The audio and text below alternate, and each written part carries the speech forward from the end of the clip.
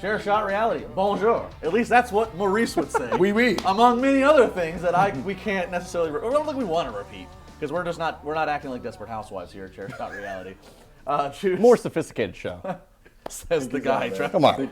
Come on. Pinky's out, guys. Can camera 2 please get a shot of this epic wardrobe I'm not all doing weekend it. long? This is a Juice exclusive. This is a line. You can find this at in your local USA. local thrift shop. It's called the Juicy Steen. Hey, you gotta do what you gotta do. The chin and juice line. Goodness. That's Whatever. what that is. All right. Miz and Maurice. I don't think it's made official yet, but obviously we know where this is headed. Miz and Maurice up against John Cena and Nikki Bella. WrestleMania, the reality show match, we'll call it. Guys, what's your reaction to this? You know, having an extensive amount of years in the business, I can pick up on one thing, and you can probably agree with me. If you don't, and Juice, if you don't, and Extensive amount of time in the business. Miz Take a has minute. stepped up his game. Shut up. 2 minutes. Miz has stepped up his game within his promos, within his mic. I don't know if it's he snapped into reality. Not or just realized- recently. I mean, It's not just recent, but ever since then he's been gradually going. He's been dropping a lot of fireballs within scene and a lot of things that I think is really building. This could be a very great moment. You know, I'm anxious to see what's going on. There were a lot of great there will things be we're seeing. Fireball at the Mania pre-party in Orlando. Go ahead. And Spike Holy about it. Eh? But that's the thing. I really think they're going to be doing a lot of great things. We've seen John Cena and Miz battle back and forth numerous times, especially just about a week or so ago on SmackDown. John Cena said some things going back, saying, you know, you think I'd be standing in the ring with you if I can pull some things, a lot of things that fans have to think about. You need fans to think. It's certainly, you know, I over and over I always say when you pull from reality, when you pull from message board fodder and social media, it's always going to get people's attention.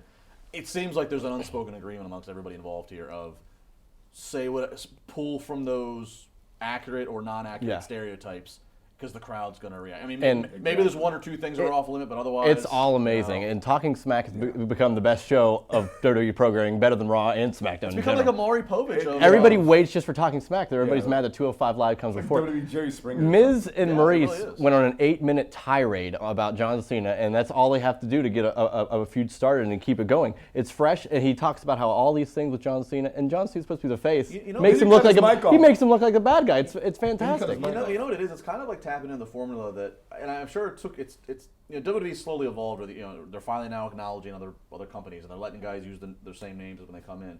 It's almost like WWE is finally at that point now where, like, okay, we know that when guys aren't under contract with us, one of the money-making things that are out there in the wrestling world is shoot interviews. It's people talking about what we're not wanting them to talk about, you know, behind the scenes, and they're kind of embracing that, still with a script outline, but they're kind of letting that fuel just go ahead and sell the match.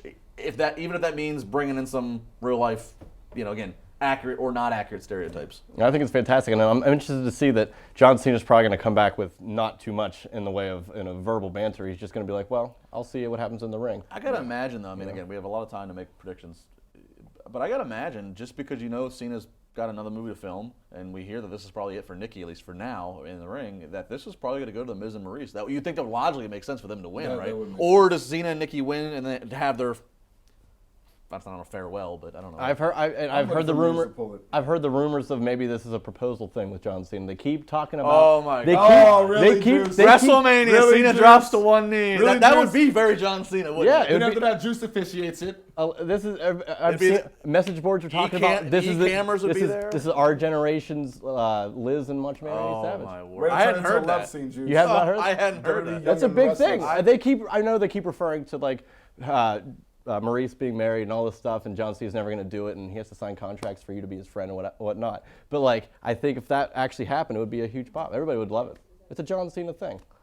You don't even have to win. They can be beat down by Miz, and Cena ends up scurrying them out of the ring and picks up Nikki and go, here you go.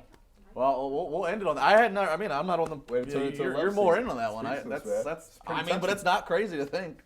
No, that would be John Cena. We're gonna get married. We're gonna get engaged at WrestleMania. And then you get engaged, and then you do it at SummerSlam, just like Macho and Elizabeth did. And then Jake the Snake comes in with the snake, and the reception, and the box, and Undertaker comes in. Hey, yeah, there you go. What is this mess?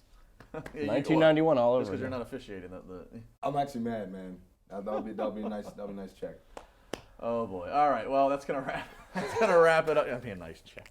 wrap it up for the weekend. We got plenty more next week as we are here for the every single week leading up to WrestleMania. Again, if you want to be part of the pre-party, it is free to get in 1 to 3 p.m. in Orlando on Mania Sunday. We'll have the meet and greet the first hour with Billy Gunn. $10 for a picture and autograph. And if you've been to any convention or meet and greet, you know that's cheaper than you're ever going to find. $10 for picture and autograph, and then there'll be a free Q&A after that. Raffling all SmackDown Live tickets. It's going to be a good time. Hey, SmackDown Live here in Pittsburgh this Tuesday. Make sure you're following along on my Twitter, as we'll have all kinds of live tweets from that day. Until next week, bye-bye. Hashtag good.